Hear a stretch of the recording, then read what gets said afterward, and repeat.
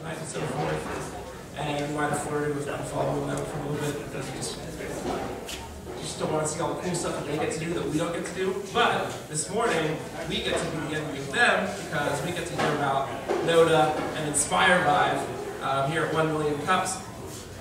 And they don't. So, if you haven't been here before, the 1 Million Cups is about 3 goals in particular. One is we want to engage local entrepreneurs here in Tulsa. 2, we want to educate the community, that's all of us, about what startups in the area are doing. And 3, we want to accelerate the growth of the startups in our communities. So, you'll hear 2 presenters this morning. Each will get 6 minutes to talk about what they're doing, what problem they're solving, and where they're having difficulty. And then for 20 minutes, we get to ask questions and provide feedback to hopefully make their startup more successful after they present than before. Now, the first startup that we have is Knoda, and they're kind of a celebrity within 1 Million Cups because they've already presented 3 different chapters, and this is their 4th, and that's one of the perks of presenting here is that once you present in one 1 Million Cups location, you can go to others as well. So Knoda is an app that allows you to make predictions and to vote on other people's predictions. I downloaded it last week, and just this morning I voted that indeed Mizzou will not win the Big 12 tournament, which is a good bet because they're not in the Big 12. Let's welcome Kyle Rogers to Knoda, and let's give him a hand.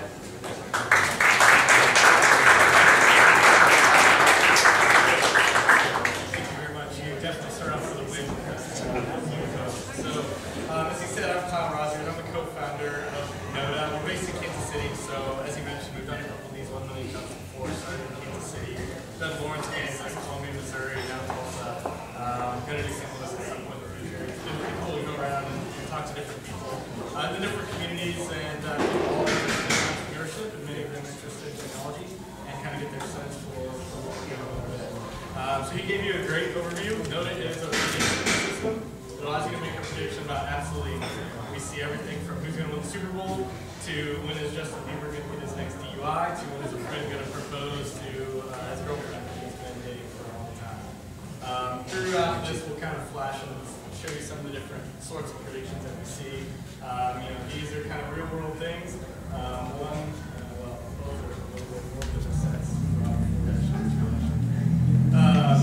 I'll take you back a little bit and talk to you about the origin story. So you talked about Mizzou, which is kind of funny. I grew up a KU basketball fan. There's probably not some KU fans down here. There's one.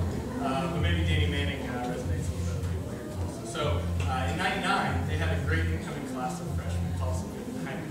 And they dominated their first opponent in an exhibition game that they played to start the year. So I turned to my mom and I said, "Mom, these guys are seniors. He's going to be a national championship. So much experience, so much talent. No one's going to be able to beat him." Say fast forward to 2003, and Keys playing Syracuse for the national title. So I went back to my mom, like, "Hey, do you remember when I made that prediction 4 years ago? The Keys going to win it all this year?" She looks at me with this white stare on her face, like I'm absolutely insane. Of course, she didn't remember that. It was just a passing statement that I made 4 years earlier. And so that moment, Knoda was really cool. Always look for a way to make predictions and to go back and track and be able to say, "I told you so" when I got something right. In this case, I was wrong. But had I been right, be able to say "I told you so," and likewise for people to be able to kind of call BS on me. If I claim that I made a great prediction months earlier and actually I've been lying about it the whole time. So we'll show here, we see lots of social stuff. First date would be meh, resulting in a second, but not a third. The funny thing about that is she's actually still dating. So we're going to kind of talk about what Knoda is and why we do it. There's kind of an axiom in business, and specifically in technology products, about whether you are a vitamin or an aspirin. You kind of strive to be an aspirin. You want to alleviate a headache for someone, solve a problem. Vitamins just kind of make things 10% better. So we're not really an aspirin. Like, no one wakes up pulling their hair out saying, "God, I really need this app so I can make predictions and brag to my friends." No one really sits and does that. But we don't think that we're necessarily just a vitamin either. We think that we're something a little different. So we always like to say that we're like crystal meth or crack cocaine. We want to create that addictive experience. We want to be that thing that you check a couple times a day, like I check Twitter, like some people might check Facebook. To go back and just really engage with predictions about the future. So let's face it, we do this all the time. We're always making predictions about something, whether it's how long it's going to take me to drive from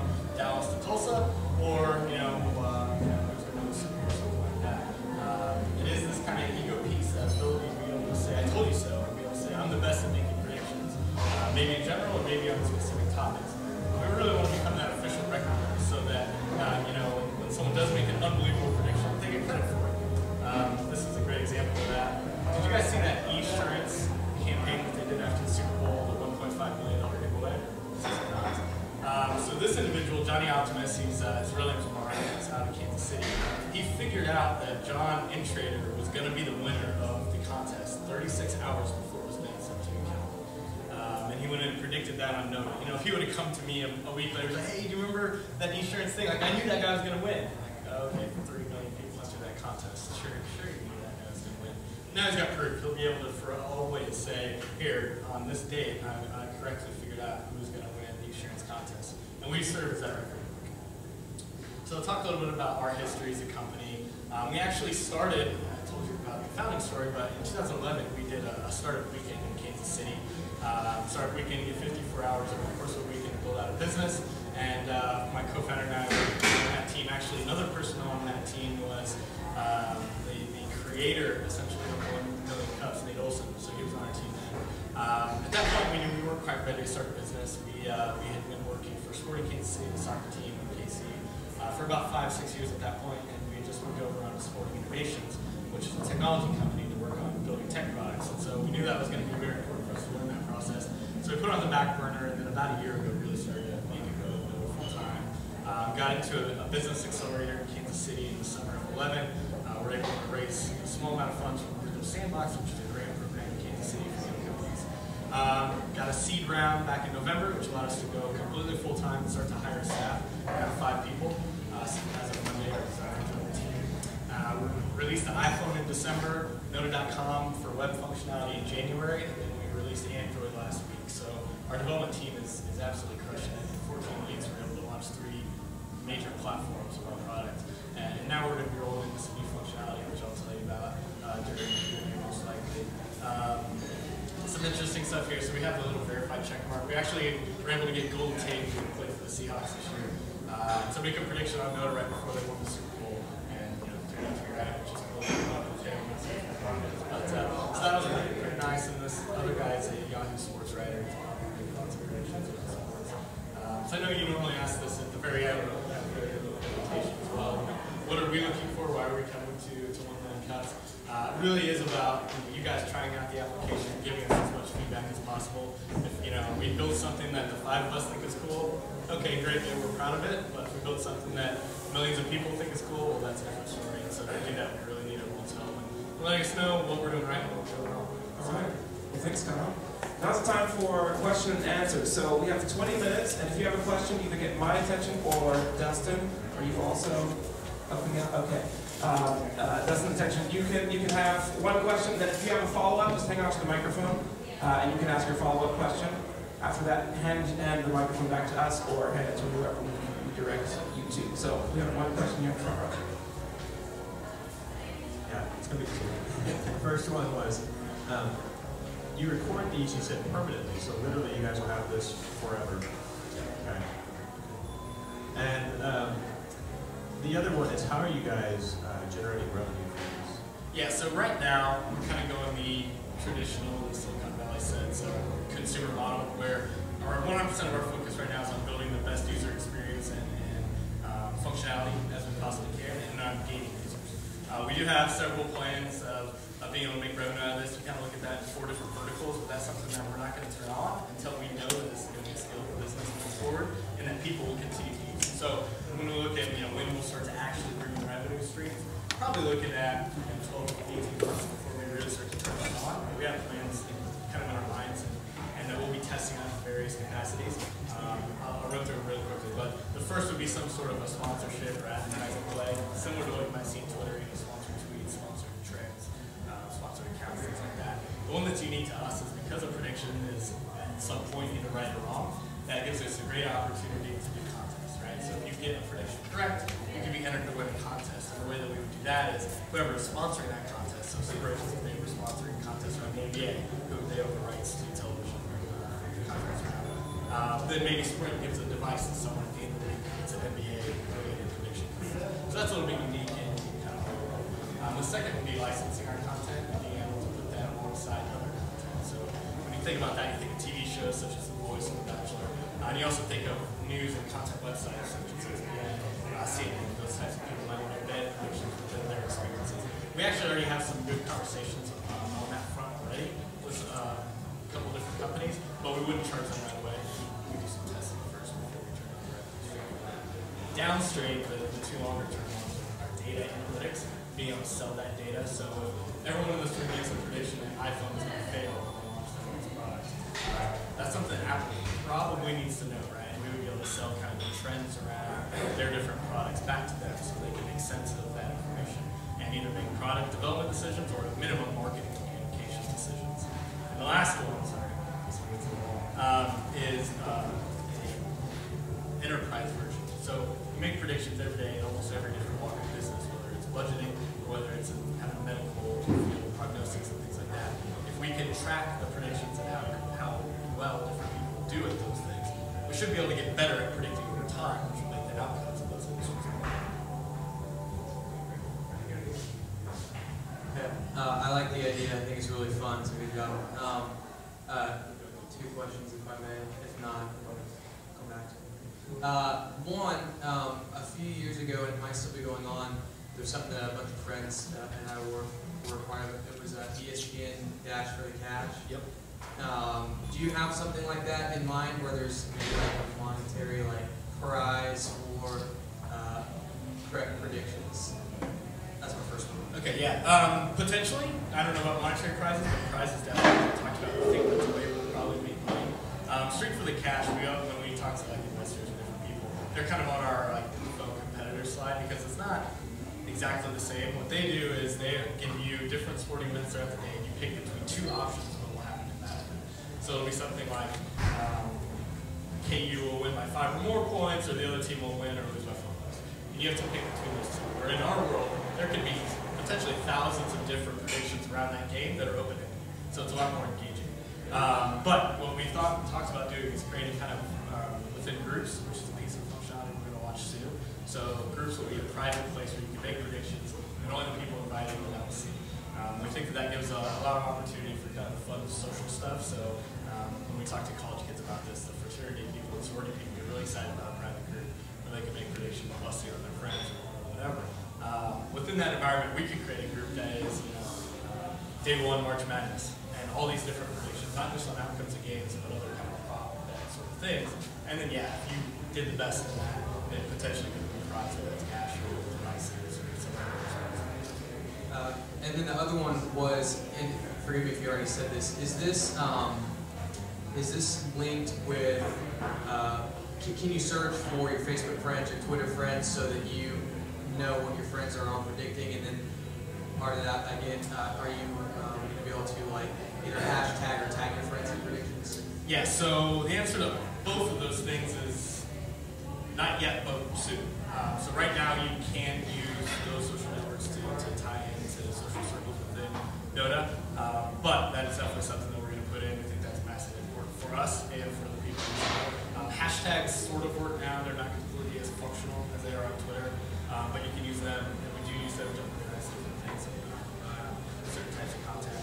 And you can't use searching right now, so you can kind of find things like that. We'll definitely go down that road. That was one of my questions on social media information. Otherwise, other than social media, how are you going to have to grab the user base? Yeah, so things like this where we just kind of tell the story is definitely a piece of that. So far, kind of PR and word of mouth has been our best. Even though we don't have the social media things tied in all that well yet, people are telling their friends, and we're getting about a 1% daily growth rate in terms of 1% of whatever our user base is signing up new each day, even if we don't really do anything. So being in something like this, we'll see a little bit higher spike than normal. Certainly when that e-insurance thing happened, we were able to get some PR out of that. We started working with the city, and we saw things like that day. So those have been the biggest things so far. Groups, we think, is that next big piece that starts to take that rate higher. Because now if we can convince one person that it's worth joining and creating a group, now they're inviting 2 other people, 3 or 5 or 10 or 15 or 100 people. And so that should start to spur our growth faster. Two-part question. You mentioned getting some small money from Digital Sandbox. Just curious how much that was and what you did with it. And then to follow on that, how much you think maybe you can grow to what you're trying to accomplish? Yeah, so Sandbox, that was, they were giving away kind of 10 to 25K depending on the project. And the way that worked was you had to actually submit a project to them, and they paid the contractors that never fell in the so they were paying for it. So we got 16K from them. We used that to build our backend database and our APIs to create the system. So that's kind of the infrastructure on which all the different apps sit. And then we also did some legal fees out of that. The accelerator we were in, we got 18,000 from that. And so we combined the 18,000 from the accelerator and kind of the 15K that we took for legal from Sandbox, and that's how we built our first prototype. And then that process of one, having the prototype, and two, going through the accelerator, allowed us to secure seed funding to be able to go through about September of this year. When we go to look to raise another round, we'll probably be looking to raise in the $1 million to $1.5 million range, just depending on how quickly we've accelerated in terms of partnerships and new users. Yeah, this is a comment, and maybe moving more from crack cocaine to the vitamin end of it. I'm glad that you have the data mining on your radar at this point. I work out of the strategic foresight arena, and we don't deal with predictions, but we do deal with probabilities. Yep. And even more so than something like the example of Apple and the iPhone, just to sort of reveal assumptions in terms of a wide group of persons is extremely helpful in what can shape the future. And so to be able to market that to strategic foresight organizations and groups, which would be a different kind of clientele than Apple, this would be extremely helpful, and they do it all the time anyways. And so to have something already on board like this would be great. I think it would be a great group for you to tap into. Yeah, thank you. That's a great suggestion. Definitely something that we've thought about a lot. And you know, when we look at it right now, I think people like you are probably using Twitter and different conversation metrics that are out there. We love that we kind of draw a line in the sand, and you're not just saying iPhone, you're saying whether you think iPhone will do well or not do well. I think that's even more simple than really simple. Have you looked at IARPA as a potential funding source for your project on predicting events? I'm actually not familiar with that. I'll have to talk to you after. What was the question? Oh, could you repeat the question? Oh, whether you looked at IARPA as a potential funding source.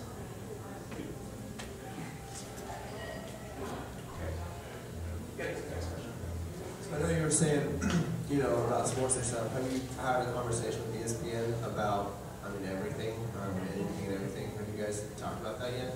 We certainly talked about it. To be really, really frank, ESPN is kind of the one digital group out there that a little bit scared us in terms of when we would approach them.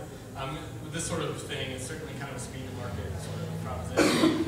We are working on some patents around protecting some of the way that we do these things, but if you do that too early, it's kind of a risk. So we haven't had any conversations with ESPN kind of corporate. We have talked to a couple of ESPN reporters about using the tool in their world, and frankly, so we talked about the verified check mark.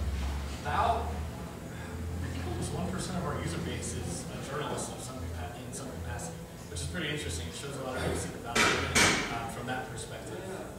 So, And kind of the other thing is, like whenever the World Cup came in 2010, I predicted like 4 months that Netherlands was going to be in the final, Yep. and I was right. Yep.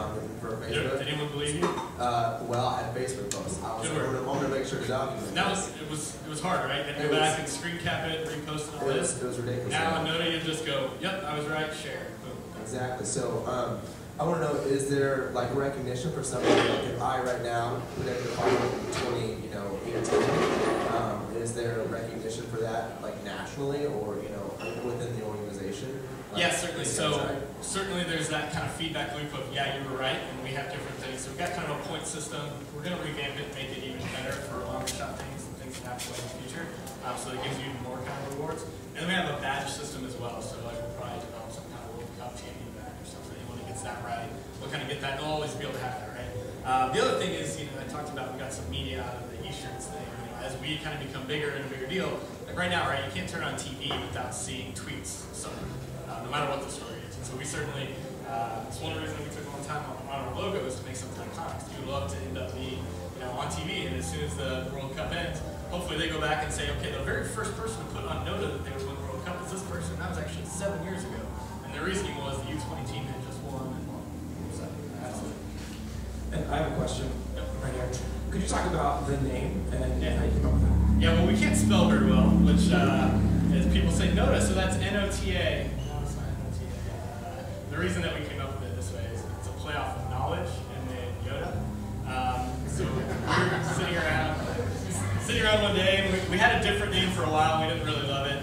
And so we're like, yeah, we need need something short, you know, Twitter world, fewer characters are better. And something we can kind of own. There's not a bunch of branding around already. And so we liked, you know, playing off of knowledge in some capacity, it makes sense. And so we were just throwing on different endings to knowledge, Knoda. And my co-founder, my brother and I were all drinking beer. He just goes, what about Knoda? You know, like knowledge and Knoda? First I kind of rolled my eyes and I was like, yeah, I kind of like that, actually. Did a quick Google search and Knoda.com wasn't being used. And it was for sale, but not for that much money by someone who owned it. Like, all right, it's got less than 1 million results on Google, which is not very many in the world. So we're like, no, we'll give it a shot. But now we have to constantly spell, so get used to that. Is there any way to tell, so if someone had made a prediction before me, and I make the same prediction, is there any way to tell that, hey, somebody's already made a prediction, so you can't claim it to be first? Is that automatically cross-reference? Not currently. So certainly at some point we could probably start to do some matching stuff, but we actually, over time, especially getting back to kind of the statistical piece of it, almost prefer not to discourage that because a big piece of the data and the interesting part of it is not just the prediction itself, but then the way other people respond to that. So I use KU basketball a lot, but Joel Embiid, the center, right? When he came in this year, and someone made a prediction that he would go #1 overall in this upcoming NBA draft. We hadn't played in any games yet, and so only like 15% of people agreed with him. Once he started to play decent minutes and he looked pretty good, different person made the same prediction, and like 35% agreed with that. And then after he started games and played really well, someone made the same prediction. It was like 50-50 on whether he would go #1 overall. Now, if someone made it now with the back problem, I bet it would drop back down, right? And so you can almost see kind of the trend of not only what's going on in the world, but also public opinion around events based on similar predictions. So certainly we'd be able to do it. You might not get the first badge of that, but it's still very interesting, especially from a data perspective, to allow us to have.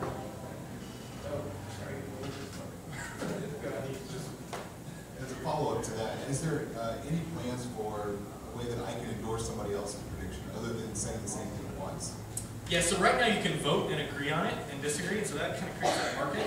And so there's a way to do that. In the future, we'll probably introduce something like a favorite or something like that to just kind of give someone a head nod or whatever for a prediction he thinks entertaining. I can see this being very entertaining during politics. But I was wondering, like, is there something that will scroll on your, like, the web page that gives like the best people that have been giving predictions, or the most recent predictions that are highly rated?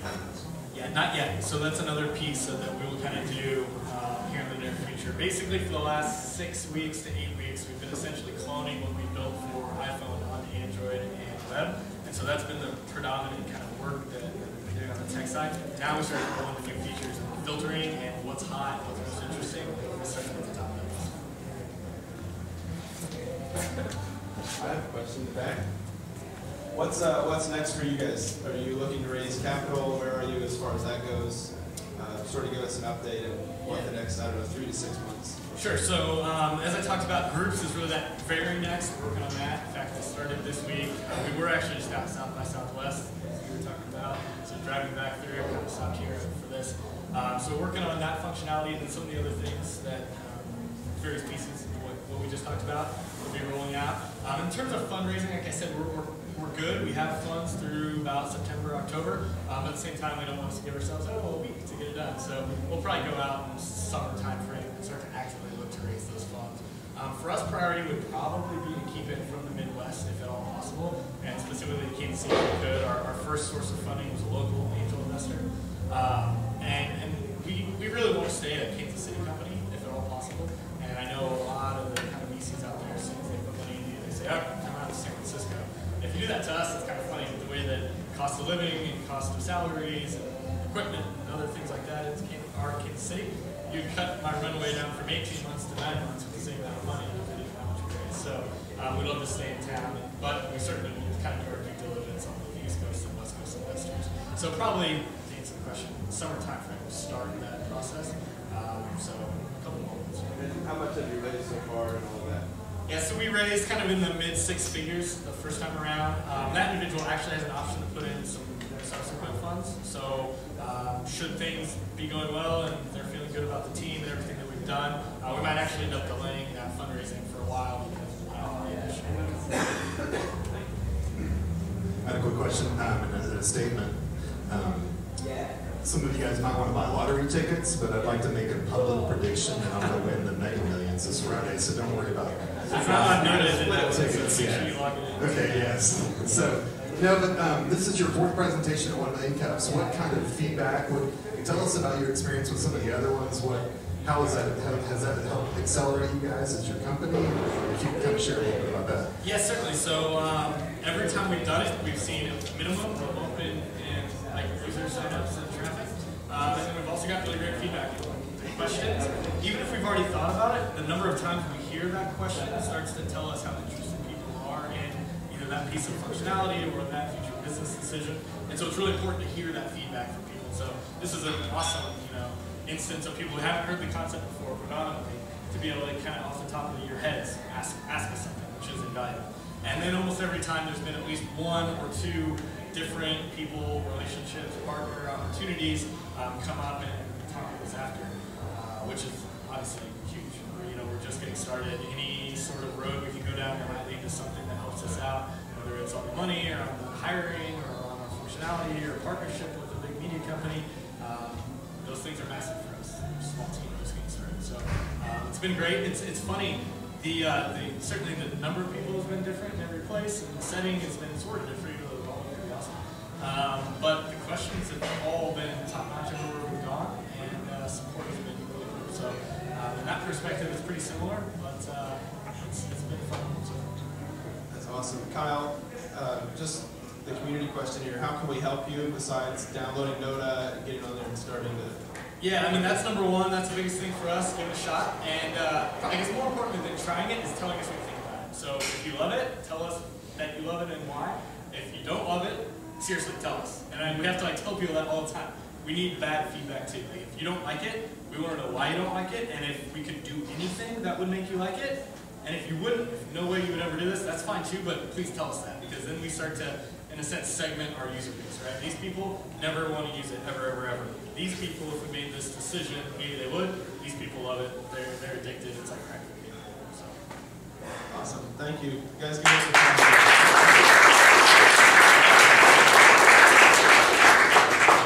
All right, we got some announcements this morning.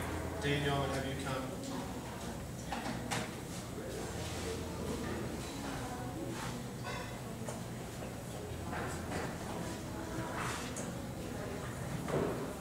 Hi everybody, I'm Daniel Holloman. I'm from the Riata Center for Entrepreneurship at OSU Tulsa.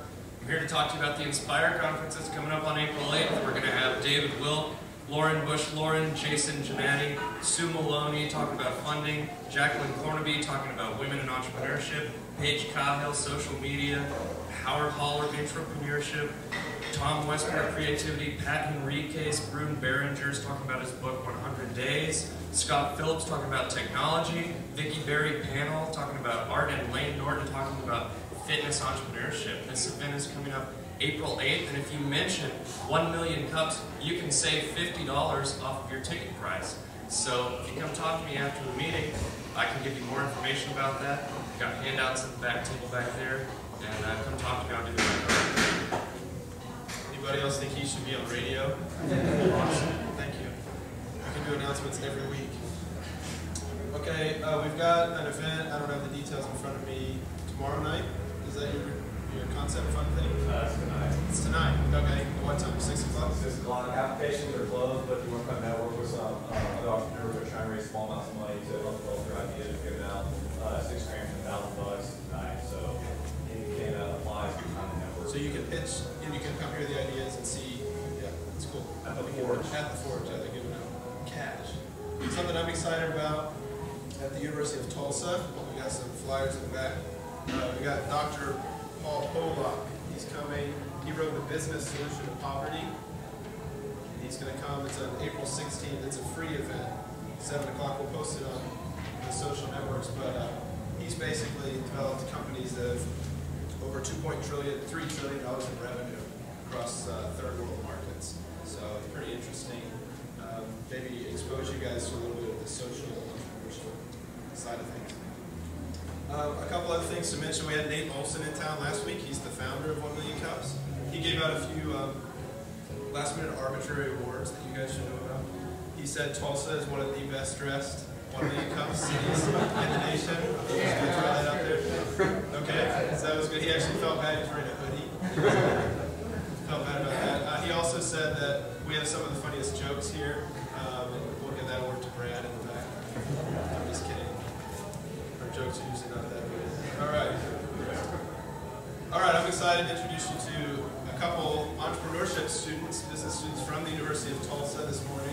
They have a project called InspireVive. Their little tagline is motivating people to discover the pleasure of helping others, which is an interesting thought. They just got back from South by Southwest, and they were first runners-up. Is that right? First runners-up at the pitch competition. So give it up for Ave with InspireVive.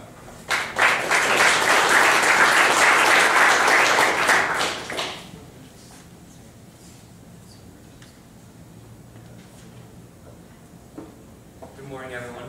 I hope you're doing well. I'm going to start this presentation out with a little story about Paul. Paul was given a brand new red shiny car by his brother for free. His brother just gave it to him. And Paul walked out of his office one day and saw a kid from the street admiring the car. And the kid said, "Mister, this is a really cool car." Paul said, "You like it? My brother gave it to me." The kid's eyes opened up and was like, "Wow, I wish." And he paused. Paul knew what he was going to say. I wish my brother would give me a car like that, or I wish I had a car like that. But he was astonished to hear the boy say, "I wish I was a brother like that. A brother that would give a car to his own brother for free, for nothing." Astonished, Paul said, "You want to ride?" The kid did. "Yes, please." They were riding along, and the kid said, "Would you mind driving by my neighborhood and stopping in front of my house?" Again, Paul thought, well, he probably wants to show his neighbors and his friends that he's riding a really nice car, right? And wants to show off. They park in front of the car, and the kid says, "I'll be right back." He goes into the house and carries his brother out, who's a little hurt and can't walk, and says, "Hey, that guy, his brother gave him that car. One day, I'm going to be able to give you a car just like that so you can see the world that I've been telling you about." That day, Paul learned that the true happiness comes from helping others, from serving others, and not necessarily from receiving. Sometimes we forget that. Sometimes we seek happiness in things like cool cars or cool gadgets, when the real happiness comes from helping others. There's even a lot of research that shows that when we help others, endorphins are released that make us feel good. Other research shows that things like substance P, things that chemicals that prohibit pain, are released when we help others. That's why at InspireVive, our mission is to motivate people to discover the pleasures of helping others. We're able to do that through contests that we run online, where we give away tickets to the best events in town. Events at the BOK Center, Oklahoma City Thunder games. And the way people earn points to these contests are by either raising awareness on social media about a global issue, or volunteering at a local nonprofit organization that we've partnered with. Now, a lot of you guys are probably thinking, where's the business in that, right? So we knew we needed to build a business model to make this sustainable. And we found an opportunity in social media advertising. The social media ad industry is worth $4.2 billion and is expected to double in the next 2 years. Yet it still lacks the most powerful form of marketing, peer-to-peer promotion. When people raise awareness during these competitions, they will also be talking about how companies helping solve that issue or that global issue they're raising awareness about. For example, we just ran a small campaign for Whole Foods, in which everyone competing posted social media messages about how Whole Foods is helping aspiring female entrepreneurs living in poverty around the world. In this 8-day competition, volunteers went out and volunteered over 22 hours. This was during these snow days. In addition to these 22 hours that were volunteered, which includes donating blood, over 800 people posted social media messages about how Whole Foods is helping these aspiring entrepreneurs. This equaled over 250,000 impressions. So we're changing how advertising works. Instead of spending on PR and on marketing, companies can spend once with InspireVive and take care of both. They're raising awareness not only about their brand, but about what their brand is doing for the community. And that helps them as a brand, and that gives them a competitive advantage, because consumers not only care about a product and a service, but they also care about what the company is doing for the community. And that's becoming more and more relevant in our society. In addition to this, we're also providing free volunteer software to schools and organizations. We found out that a lot of schools and nonprofit organizations were tracking volunteer hours by hand. Volunteer coordinators are spending hours just sorting paperwork that their students gave them, and then other 50 hours just inputting all of them into a spreadsheet. Now, their students can sign on to InspireVive, report their own hours, volunteer, the charity receives an email and they just have to confirm the hours, and then the school gets their database just starts forming without them doing anything. We feel that this will help these schools become more efficient, and on top of that, in order for them to track their volunteer hours, their members have to sign on to InspireVive. So by giving this volunteer software to a school, we get an additional 800 members to our site. This is an example of one of our contests. As you can see, there's the live leaderboard to see who's winning. These are some of the examples of tweets that people have posted. There's 121 tweets. In the last contest for Whole Foods, we had someone with 200 retweets. Because it's a competition, they're motivated to call their friends, to email them, say, hey, retweet my message. So it makes these messages a lot more valuable than, say, a promoted tweet. A promoted tweet comes from the company. These tweets come directly from your friends. And we feel that peer-to-peer promotion is powerful. All right, Abe, I'm going to have to stop you there. Let's open it up for questions and a chance for Abe to respond to those questions. And this is Jared, my partner. He's going to come up and help me with the questions. If you guys have questions, he's the tech genius. When you were talking about how schools can use this to track student volunteer hours, if this were, let's say, for credit or something, the students, like the seniors, they had to do 20 community hours a semester, do you have a way built into the system to be able to verify that those hours were actually done, and it's not just kids like saying that they went and did something for an hour, but is there a way to sort of verify that they actually did that? Absolutely. That's the whole premise behind the system, is that these hours are verified either with the charities we partner with, or even if we haven't partnered with them yet, the students will say, I volunteered here, this is the volunteer coordinator, it's their name, it's their email address, and the volunteer coordinator at the school will say, yes, this place is legitimate, if this church is real, or wherever they're volunteering at. And then now that volunteer coordinator gets emails from students that volunteer there who say, hey, can you verify these hours? Did Joe volunteer 2 hours on Tuesday? And then you click approve in the email, and that's it. Every hour is approved by a charity. Every hour is approved by a charity or a school. Even though they record their own hours, as soon as they click submit, someone gets an email and is asked to confirm the hours. I can see this being really huge with churches. The small group that I'm around, we've talked a lot about doing some things around town, and it's just a matter of finding the right nonprofits that we want to work with, or something that inspires us to work with them. And there's nothing out there that actually lists here are all the Tulsa nonprofits, and here's what they do, and kind of connecting. So I can see it. You guys adding a lot of users in something like this. Is this even possible where you can go on and go, okay, I live in this market, Tulsa, Oklahoma, put in my information and then get a list of different nonprofits that we can connect with? Is that something you guys have? Yeah. The functionality that you're looking to get? Right now we have a group of charities that we partner with that we give points for. Because we're new, we want to make it worth it for them to be a part of InspireVive. So we have 100 different charities. They might get some volunteers, they might not. So right now we have a select few, but we do hope to get enough members to where we start getting charities and having, like you said, a good database. What we've noticed is there is websites out there where you can find Tulsa charities, but it's just these huge lists that you don't even know what to do with them.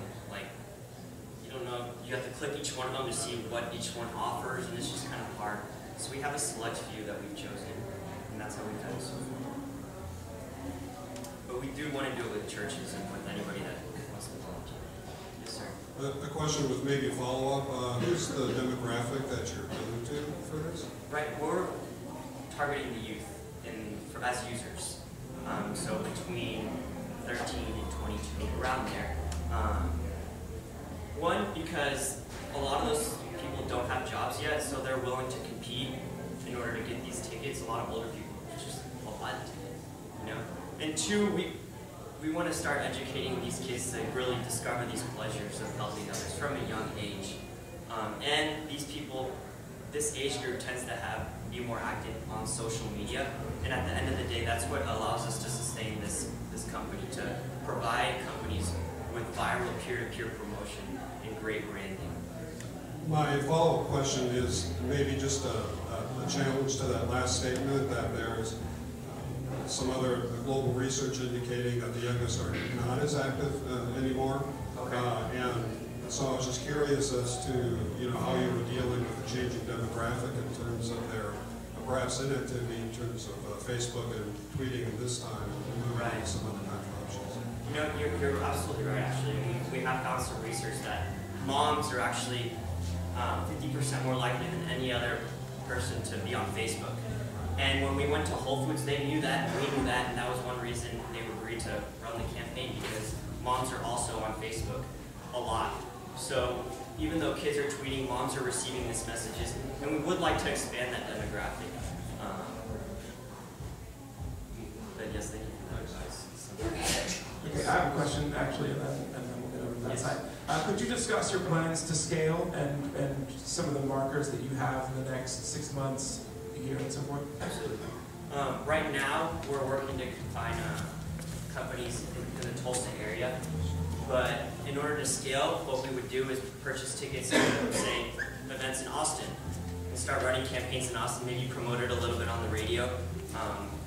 We plan on starting out by giving this software to charities and schools there, start getting some members, and then start running campaigns in that city. So we see it being very scalable as we move from city to city. That's how we plan to scale, city to city, Austin, Houston, Dallas, and just go start providing awards and finding companies in each city.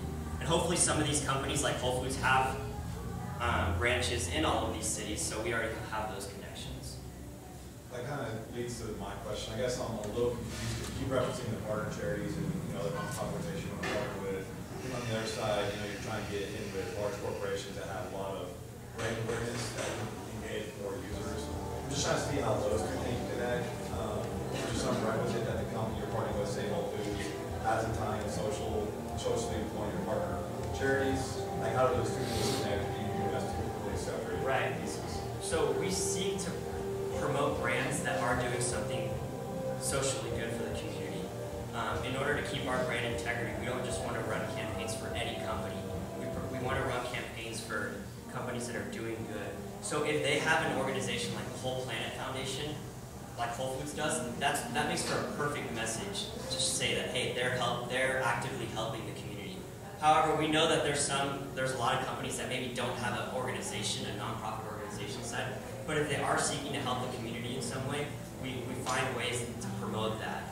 Whole Foods just happen to be perfect in that sense, but there's smaller companies that want to help the community maybe through like exposure. They presented here. They want to help diversify the workforce. And we were talking with them of how we can promote them and say, hey, look, the messages can be about how you're wanting to create diversity in these markets and help unemployed get a job. We find what they're doing to help the community, whether it's through their nonprofit organization or something that's a little bit on a smaller scale, and we promote that. So how's it tying to the charity that you're partners with? That's what I'm trying to Right, okay. Because we're trying to generate volunteer hours. It sounds like all the nonprofits are out raising money. Well, that's valuable to them too. The volunteer hours is valuable. Yeah, I mean, there is a connection often. I mean, even if for these contests, you don't have to volunteer at a specific charity, you can volunteer at any charity. So these companies just want to motivate volunteers in general. But we've also found that many companies might have 1, 2, 3 charities that they really support, that they're already maybe providing financial donations to. And maybe they want to raise awareness about the charity. Maybe they want to supply that charity with additional volunteers.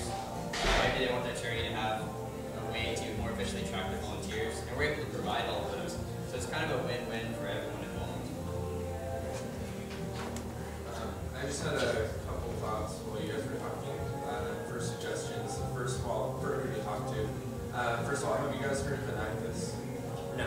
Okay, it's a collegiate organization where, like actually schools and business, I graduated from ORU, and we competed in this competition. It's regional, national, and global.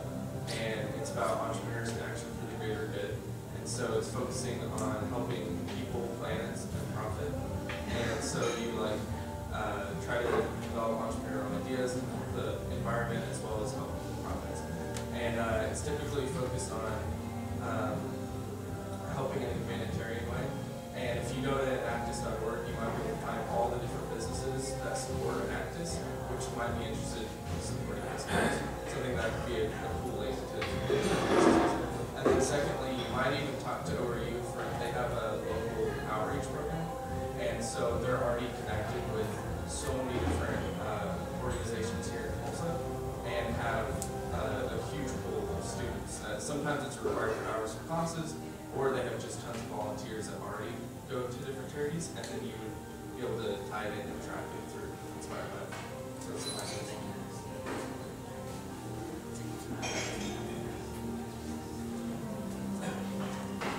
You had mentioned before that you are kind of focusing on, was it 14 or something like that, 21 or 22? Yes. For now. Okay, and I was just wondering about that, like how are you guys planning to address the question of, let's say me as Whole Foods, you get me to do this, talking about the scalability and making money off of this and stuff like that. Typically, business owners will want to, I guess, be influencers on the people who are actually making the decisions and have the money in their pockets. Are you come to tell me like all your users are 14 to 22? I don't know that I'm not that interested because most of them don't have the money. Are you guys looking at addressing that in some way? Well, first, those are our users. The people receiving these messages are not just 14 to 20. I have a lot of my aunts, my uncles, my parents, or my friends on Facebook, and they're not that age. That's one thing. Two, the youth actually do have a lot of power in purchasing, even in the grocery store. They're the ones that they tell their parents this is what I want, and they do have a big influence on that. But in response to your question, it's mainly with my first comment that those are our users right now, and while they do have a lot of purchasing power, they also have a lot of influential power over their parents. And in college, for example, most of our competitors have been from the University of Tulsa that have done these beta tests. And they're just now starting to build their brand like alliances. Like, what grocery store am I going to start shopping at? And a lot of times that lasts for years. And that's what we tell Whole Foods. You want to get these kids early, right when they're about to start making these decisions of where am I going to do my shopping. Yeah, two-part question. One, which social networks do you currently connect to, kind of incentivize people to use? And then do you have any kind of metering or rate limiting? Because the worst case scenario would be someone got really excited about the contest and then basically spammed all their friends with tweets constantly, and then they got like a negative impression of what Yes. Yes, and we ran a lot of beta tests, and initially we said you can only tweet once a day. But even then, among our friends, we were noticing like it's a little much, so we only allow them to tweet once a week. Once a week, and then their friends can only tweet once a week as well. Same thing with Facebook. And the contest only lasts about 2 weeks. So that's how we're able to kind of control that, because we don't want it to be like smart. And also, we're only on Facebook. Oh, sorry. I want to know how many contests. I have two questions. How many contests do you have going on? Like at one time, is it one contest, or you have like 3 or 4? Right now we have one, but we would like to have a lot more going on at the same time. So, and I assume that these companies pay you guys, and then you implement that. So Yes. basically, that's how you pay for the tickets. Is that right? Yes, we use a percentage of the package to purchase tickets, and we're able to reach enough impressions to where we can only use a percentage of that, and the rest of it is Have you thought about partnering with Live Nation or BOK Center or like these promoters? I work at a radio station, so have all of these promoters that come and give us tickets, obviously, to push it out and have contests and whatnot. So have you thought about partnering with them and getting these tickets in bulk and saying, well, maybe we can, put you on the website or something, that can give them an incentive for you to have tickets so you don't have to pay for that, and that's a little extra profit for you? We have tried, but we haven't gotten any responses. I've sent emails. It's hard for me to send in an email saying I'm a student. I guess they've ignored me. Just so you know, right now we're in the stage that we just finished beta tests. Most of them have been in the University of Tulsa. The first campaign we ran for an actual company was for Whole Foods. But we are looking to create those relationships. And I have tried, and I'm still striving to make those relationships with Live Nation, with the OK Center. I've sent radio stations emails, Facebook messages. They haven't responded. So that's something I definitely want. We definitely want to do. I think that's a great idea. One, congratulations for the idea. I think it's wonderful that there's a conduit for you to, for all of us to express. We appreciate good things going on, especially when you look at each local market. In order for you to scale, in order for you to be a profitable company, obviously you're going to have several contests going on at one time. What I'm trying to understand is who determines what contest qualifies, what charity is appropriate for your site. And then secondly, when you're using a points system, is volunteering for Kathy Taylor's campaign equal to volunteering for Habitat for Humanity?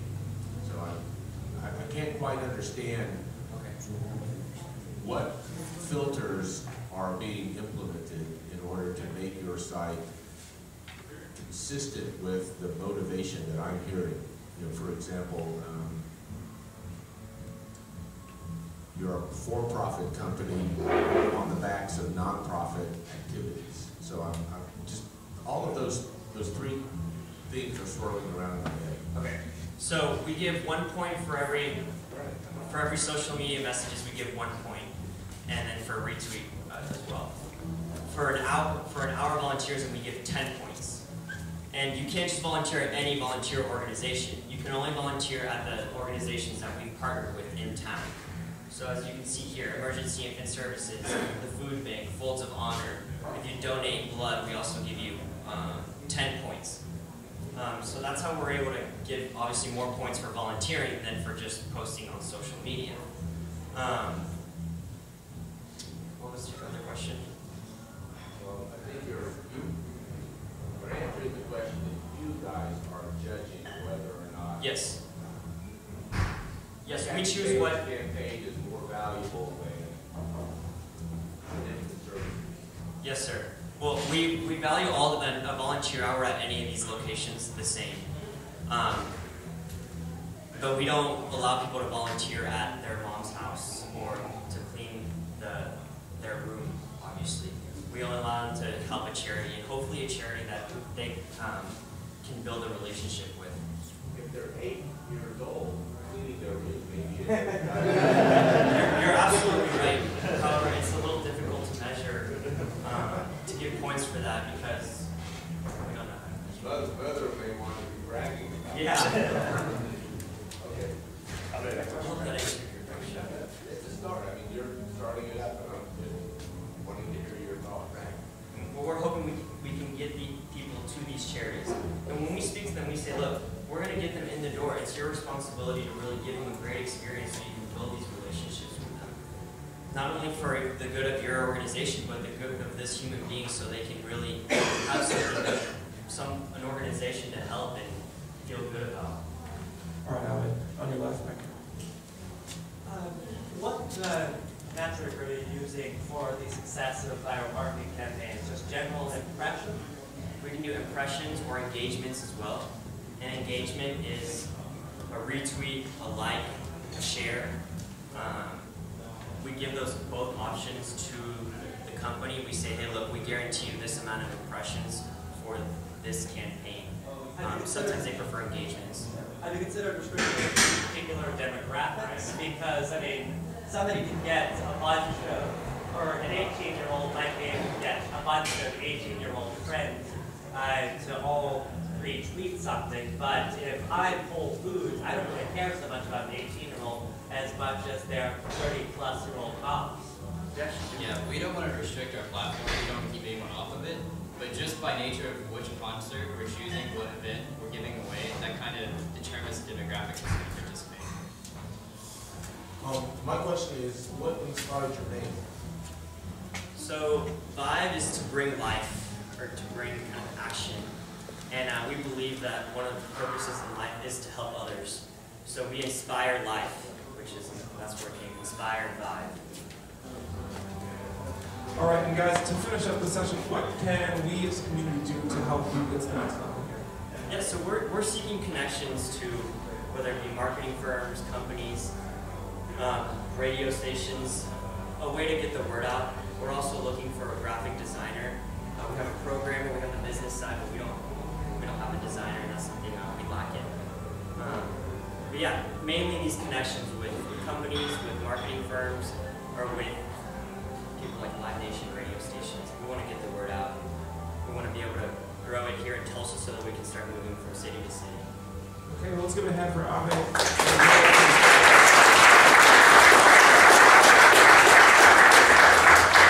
Thank you guys so much for being here again. 1 Million Cups happens every Wednesday at 9 o'clock. We always have 2 startups, and it'll be completely different next week. So we hope to see you again next week, Wednesday morning at 9 a.m. here at Foolish Things.